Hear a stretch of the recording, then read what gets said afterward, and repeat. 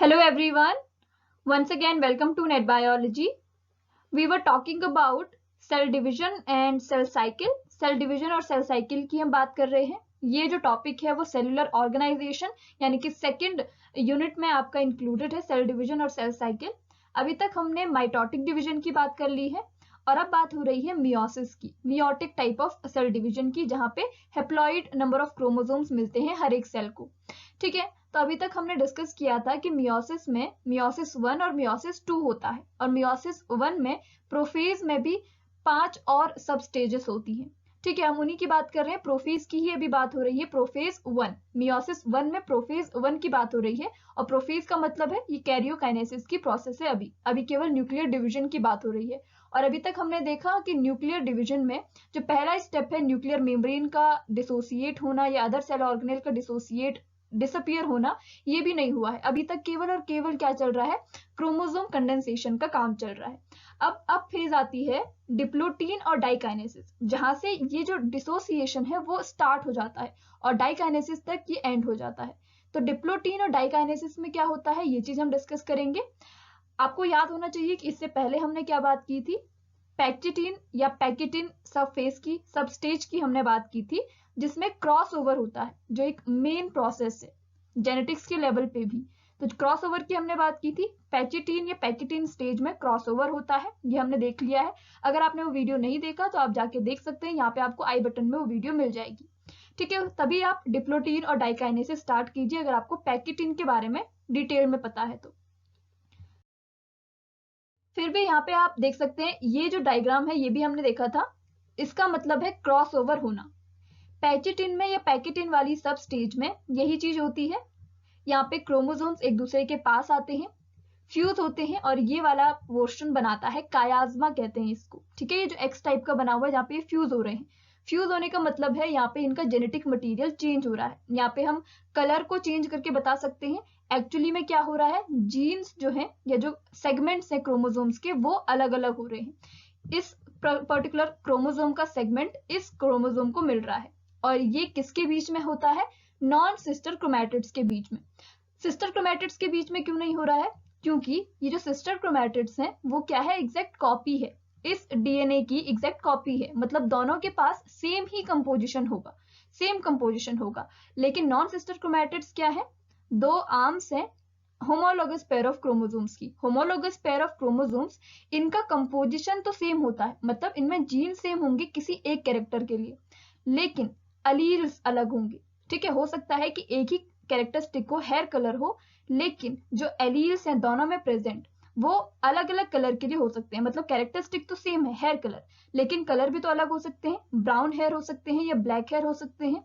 तो इसी तरीके से यहाँ पे जेनेटिक मटेरियल का एक्सचेंज हो जाता है और यही एक्सचेंज क्या कहलाता है, क्रॉस ओवर या क्रॉसिंग ओवर कहलाता है. और ये किस में होता है, पैकेटिन में. अब हम बात करेंगे डिप्लोटीन और डाइकाइनेसिस की. ये लास्ट दो सब स्टेजेस रह गई और उसके बाद फिर मेटाफेज स्टार्ट हो जाएगा. ठीक है, मेटाफेज 1. अब बात करते हैं डिप्लोटीन की. डिप्लोटीन को भी दूसरे शब्दों में हम डिप्लोनिमा कह सकते हैं. डिप्लो या डिप्लॉइड का मतलब होता है double and teen is thread. पहले भी हम बात कर रहे हैं, ये सारा कंडेंसेशन का काम चल रहा है. पहले थिन थ्रेड थे, उसके बाद उनकी पेयरिंग हुई, फिर उसके बाद ये थोड़े थिक थ्रेड बन गए और फिर उसके बाद अब डबल थ्रेड बन गए हैं. और ये थ्रेड अब थोड़ा सा ज्यादा कंडेंस हो चुके हैं. किस केस में, डिप्लोटीन फेज में. डिप्लोटीन फेज में भी nuclear membrane, other cell organelle membrane, nucleolus, centrioles एक ही उसी जगह पे रहते हैं. उनका डिसोसिएशन स्टार्ट नहीं होता है, सेंट्रियोल्स का मूवमेंट नहीं होता है. अभी स्टार्टिंग में कुछ चेंज नहीं होता है, सिर्फ और सिर्फ चेंज कहाँ पे है, क्रोमोसोम्स पे है, उनके कंडेंसेशन पे या उनके सेपरेशन पे. होमोलोगस पेयर जो क्रोमोसोम है उनका सेपरेशन यहाँ पे होता है पहले वाली स्टेज में. लास्ट स्टेजेस तक या लेट डिप्लोटीन तक फिर जाके न्यूक्लियर मेम्ब्रेन डिसोसिएट होना स्टार्ट हो जाती है. साइनेप्टोनीमल कॉम्प्लेक्स डिसोसिएट्स. साइनेप्टोनीमल कॉम्प्लेक्स क्या था, ये एक प्रोटीन नेटवर्क था जो होल्ड करता है दो होमोलोगस पेयर ऑफ क्रोमोसोम्स को. पेयरिंग हुई थी ना और उसकी वजह से ही क्रॉसओवर हो पाया है. अब इन जो ये क्रोमोसोम्स है, ये मान लीजिए ये क्रोमोसोम फर्स्ट है और ये क्रोमोसोम सेकंड है, हम एक्स के थ्रू बता रहे हैं. ये अभी क्या हो चुके हैं, और ये अभी कंडेंसेशन इनका चल रहा है। इनको एक दूसरे के साथ जोड़ने के लिए, अभी 3D वे में नहीं है लेकिन आप समझ सकते हो, इनको एक दूसरे के साथ जोड़ने के लिए एक प्रोटीन नेटवर्क था और ये प्रोटीन नेटवर्क अब डिसोसिएट होना स्टार्ट हो जाता है। ठीक है, इसको डिसोसिएट, ये टर्मिनलाइजेशन की वजह से ही अलग होता है। तो जहाँ पे जेनेटिक मटेरियल का क्रॉस ओवर था यानी कि कायाज्मा इस तरीके से फॉर्म हुआ था, वो वैसा ही रहेगा एक एंड पे, बाकी और एंड से ये साइनेप्टोनीमल कॉम्प्लेक्स से जो जुड़े हुए थे वो डिसोसिएट हो जाएगा, यहाँ पे इनका ब्रेकिंग स्टार्ट हो जाएगी। ठीक है, होमोलोगस क्रोमोसोम या जो पेयर्ड है start to separate but they remain attached at a point of chiasma. जहाँ पे कायाज्मा या कायाज्माटा है, जहाँ पे वो जुड़े हुए हैं, मान लीजिए ये क्रोमोसोम है तो एक जगह पे जहाँ पे उनका जेनेटिक मटेरियल का क्रॉस ओवर हुआ था वहां पे वो जुड़े हुए थे, ये वाला पोर्शन वैसे ही रह जाता है और ये एक दूसरे से सेपरेट होना स्टार्ट हो जाते हैं। ठीक है, दूसरे पॉइंट से ये सेपरेट हो जाएंगे, यहाँ पे अभी इसका सेपरेशन धीरे धीरे होता है। ठीक है, इस फेज में टर्मिनलाइजेशन भी स्टार्ट हो जाता है, यही है टर्मिनलाइजेशन, इनका सेपरेशन। ये जो कायाज्मा है ये धीरे धीरे सेपरेट होती है। धीरे धीरे का मतलब है ये एकदम से सेपरेट नहीं हो जाएंगे, मतलब एकदम से इस तरफ और इस तरफ नहीं चले जाएंगे, जैसे हमने एनाफेज में देखा था ना सेपरेशन पुलिंग की वजह से, इस टाइप का इसमें सेपरेशन नहीं होता है बल्कि ये टर्मिनलाइजेशन होता है। धीरे धीरे ये खिसकते खिसकते एक दूसरे से अलग होते हैं। तो यहाँ पे ये स्टार्ट होता है, अभी कायाज्मा से ये जुड़े हुए हैं, बाकी इनका सेपरेशन हो चुका है क्योंकि साइनेप्टोनीमल कॉम्प्लेक्स अलग हो चुका है, बट कायाज्मा अभी है और वो धीरे धीरे सेपरेट हो रहा है, बिगिन हो चुका है terminalisation. In late diplotin, the nuclear and other membrane start to dissociate. Late phase में जैसे ही डाइकाइनेसिस स्टार्ट होगा वैसे ही धीरे धीरे न्यूक्लियर मेम्ब्रेन और अदर सेल मेम्ब्रेन भी डिसोसिएट होना स्टार्ट हो जाएगी और थोड़ा बहुत सेंट्रियोल में भी मूवमेंट हो जाएगा, पोल्स की तरफ ये माइग्रेट होना स्टार्ट होंगे, केवल स्टार्ट हो रहा है। ठीक है, तो ये चीज होती है डिप्लोटिन फेज में।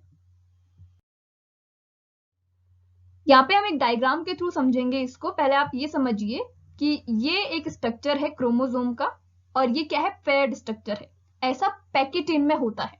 इससे पहले हमने पैकेटिन पढ़ा था, वहां पे भी मैंने एक डायग्राम बनाया था, तो वहां पे मैंने ऐसा नहीं बताया था क्योंकि वहां पे 3D वे था, तो वहां पे आपको समझाने के लिए उसको सेपरेट करके दिखाया था। लेकिन कुछ इस टाइप का स्ट्रक्चर पैकेटिन में होता है। लेकिन डिप्लोटिन में क्या होता है, मान लीजिए ये एक सेल है, डिप्लोटिन में शुरुआत में कोई भी चेंजेस नहीं आते हैं, न्यूक्लियर मेम्ब्रेन वैसी है, सेंट्रियोल उन्हीं की पोजीशन पे है, मान लीजिए सेंट्रियोल है और ये अभी तक डिसोसिएट या माइग्रेट नहीं हुए हैं।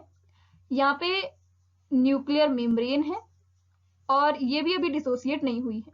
ठीक है, न्यूक्लियर मेम्ब्रेन है, न्यूक्लियर मेम्ब्रेन को बीच बीच में उसके पोर्ट्स भी होते हैं, यहाँ पे नहीं दिखाया है। मान लीजिए न्यूक्लियर मेम्ब्रेन है, न्यूक्लियर प्लाज्म इसके अंदर है और क्रोमोसोम्स है। 4 हम क्रोमोसोम्स बताएंगे, ज्यादा नहीं बताएंगे। ये होमोलोगस पेयर ऑफ क्रोमोसोम है, मान लीजिए ये एक पेयर है और ये इसकी दूसरी आर्म है, दूसरा पेयर हम यहाँ पे बता देते हैं और ये दूसरा पेयर इसके साथ अभी कायाज्मा पे अटैच है। ठीक है, इनके बीच में कायाज्मा फॉर्म हुआ है। आप केवल एक क्रोमोसोम से समझ, एक पेयर से समझ लीजिए, इनके बीच का जो साइनेप्टोनीमल कॉम्प्लेक्स है वो हट चुका है, लेकिन ये कायाज्मा वाले पोर्शन पे एक दूसरे के साथ सटे हुए हैं, इनके जेनेटिक मटेरियल चेंज हो चुका है। मान लीजिए ये वाला जो पोर्शन है इसको हम रेड कर लेते हैं,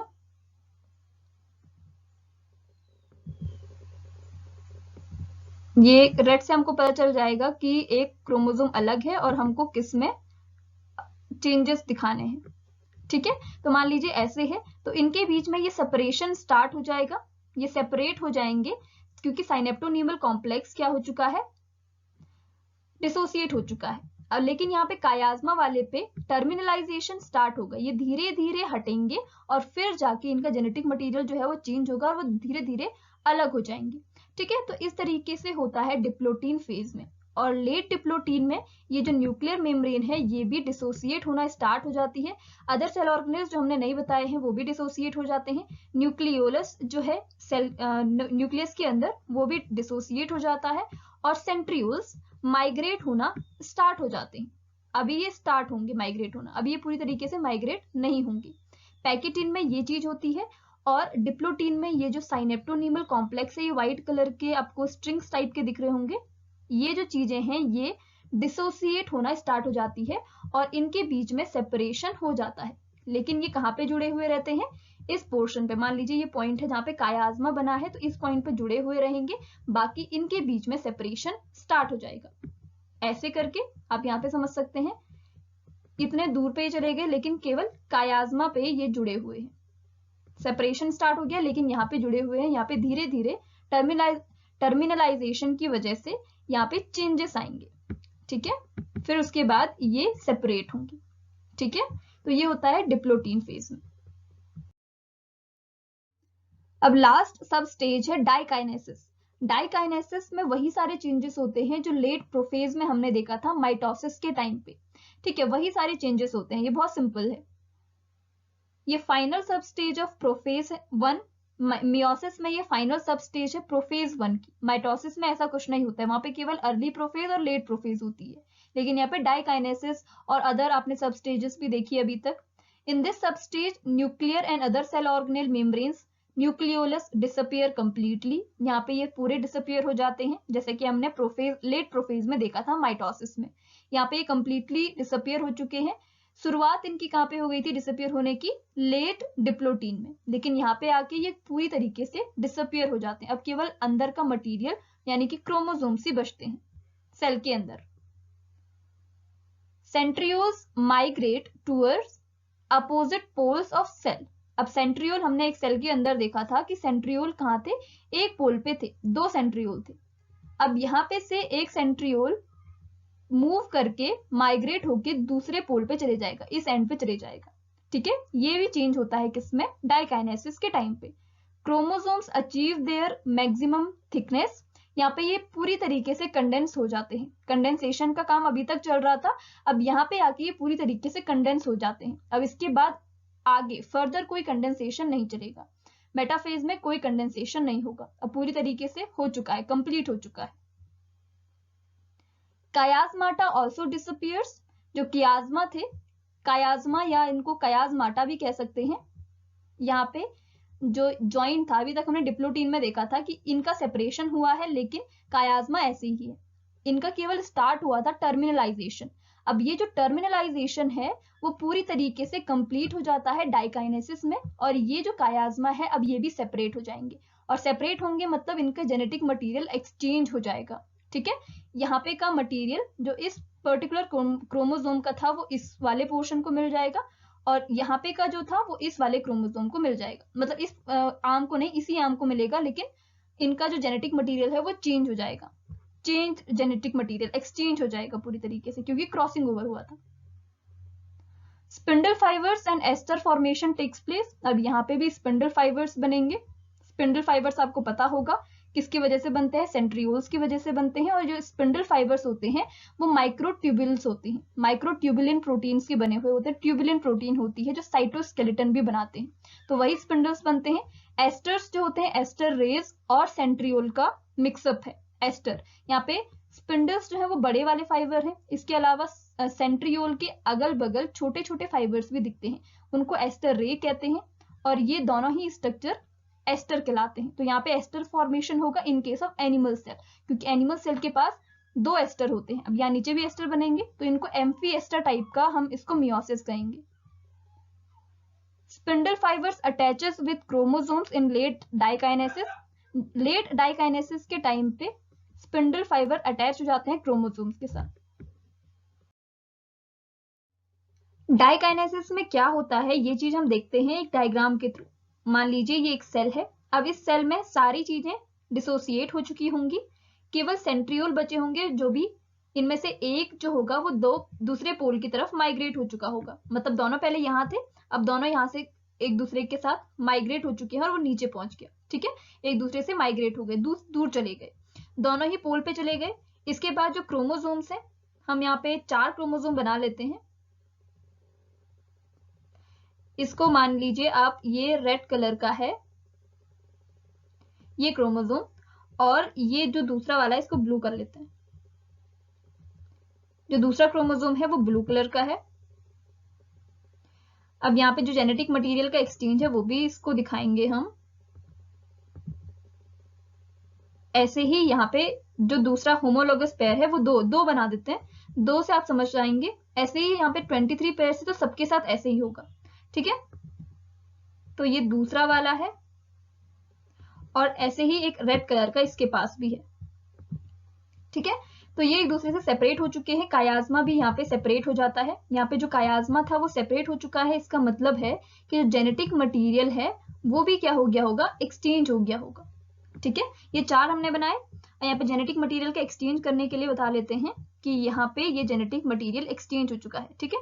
यहाँ पे ये रेड आ गया, ये पूरा ब्लू था तो इसका यहाँ पे पोर्शन रेड आ गया, और इसका भी मान लीजिए यहाँ पे का रेड हो चुका है, और दूसरे वाले का ये वाला पोर्शन, क्योंकि यहाँ पे एक्सचेंज हुआ था तो ये वाला पोर्शन पूरा ब्लू हो गया है और ये वाला पोर्शन ब्लू हो गया है। तो इसका मतलब है जेनेटिक मटेरियल यहाँ पे एक्सचेंज हो चुका है, ब्लू वाले का पोर्शन इधर और रेड वाले का पोर्शन इधर। तो यहाँ पे से हमें पता चल रहा है कि क्रॉसिंग ओवर यहाँ पे कंप्लीट है, और क्रॉस ओवर कंप्लीट होने के अलावा भी यहाँ पे जेनेटिक मटेरियल का भी एक्सचेंज हो चुका है, और कायाज्मा भी टर्मिनलाइजेशन के थ्रू एक्सचेंज हो चुके हैं, सॉरी डिसोसिएट हो चुके हैं, ठीक है। तो यहाँ पे जो कायाज्मा फॉर्म हुआ था वो भी डिसोसिएट हो चुका है और जेनेटिक मटेरियल एक्सचेंज है, ठीक है। अब यहाँ पे और क्या होता है, स्पिंडल फाइबर फॉर्मेशन भी यहाँ पे होता है। तो ये स्पिंडल फाइबर्स जो हैं ये कहाँ से निकलते हैं, इन क्रोमैटिन सेंट्रियोल से निकलते हैं, ठीक है। सेंट्रियोल्स कौन है, ये जो माइग्रेट हुए हैं। स्पिंडल फाइबर्स को डिसकंटिन्यूअस और कंटिन्यूअस फाइबर्स में बांटा गया है। डिसकंटिन्यूअस क्रोमोसोमल फाइबर्स हैं जो क्रोमोसोम्स के साथ अटैच होते हैं, और कंटिन्यूअस वो फाइबर्स हैं जो अटैच नहीं होते हैं। तो कंटिन्यूअस फाइबर्स भी हम दिखाएंगे, ये क्या है, डिसकंटिन्यूअस है क्योंकि ये क्रोमोसोम्स के साथ अटैच है। ऐसे ही यहाँ पे कंटिन्यूअस फाइबर्स भी होंगे जो क्या होंगे, सिर्फ और सिर्फ सेंट्रियोल से अटैच होंगे, बाकी किसी भी चीज से अटैच नहीं होंगे। तो ये दो क्या है, कंटिन्यूअस फाइबर्स हैं। ये बीच वाला भी हम कंटिन्यूअस मान लेते हैं, ये वाला भी कंटिन्यूअस है। तो जो ये क्रोमोसोम्स के साथ अटैचमेंट है ये भी डाइकाइनेसिस के टाइम पे हो जाता है। अब मेटाफेज में इनका अलाइनमेंट होगा, एक यहाँ पे भी आपको अलाइनमेंट दिख रहा होगा, लेकिन इसके बाद सारे क्रोमोसोम एक लाइन में फिट हो जाते हैं, इसी लाइन में आ जाएंगे, और ये जो दो हैं इनके बीच में होगा सेपरेशन, ठीक है। होमोलोगस पेयर ऑफ क्रोमोसोम्स के बीच में होगा सेपरेशन। अभी केवल क्या हुए हैं, क्रोमोसोम्स बाइंड हुए हैं स्पिंडल फाइबर्स के साथ, और ये स्पिंडल फाइबर्स के साथ जो अटैच हुए हैं अभी तो हमने एक ही लाइन में दिखाया है, लेकिन हो सकता है कि एक क्रोमोसोम यहाँ पे हो, एक क्रोमोसोम यहाँ पे हो, और इनको फिर मूव करके मिडिल पोर्शन में लाया जाता है। अभी केवल अटैचमेंट होगा क्रोमोसोम्स का। हो सकता है अभी तो हमने यहाँ पे केवल एक ही लाइन में बनाया है, होता है एक क्रोमोसोम यहाँ पे प्रेजेंट हो, ठीक है। तो इन सबको एक लाइन में फिट किया जा सकता, हो सकता है एक क्रोमोसोम यहाँ पे फिट हो, ठीक है। अभी तो हमने केवल 4 बताए, ऐसे तो हमारे पास 23 क्रोमोसोम्स हैं। हो सकता है कोई लाइन में हो, कोई अलग अलग, कोई इस पर्टिकुलर यहाँ पे प्रेजेंट हो, ठीक है। एक क्रोमोसोम यहाँ पे हो, एक यहाँ हो। तो इन सबको अलाइनमेंट करने का काम होता है मेटाफेज में, जिसको हम नेक्स्ट वीडियो में देखेंगे, ठीक है। अभी हमने डाइकाइनेसिस तक देखा। डाइकाइनेसिस के बाद ये लास्ट प्रोफेज की फेज है, यहाँ पे वही सारी चीजें होती है जो प्रोफेज में होता है। इसके बाद अब मेटाफेज के बारे में हम डिस्कस करेंगे। So thank you so much. Next video में मेटाफेज और एनाफेज दोनों को ही हम देखेंगे।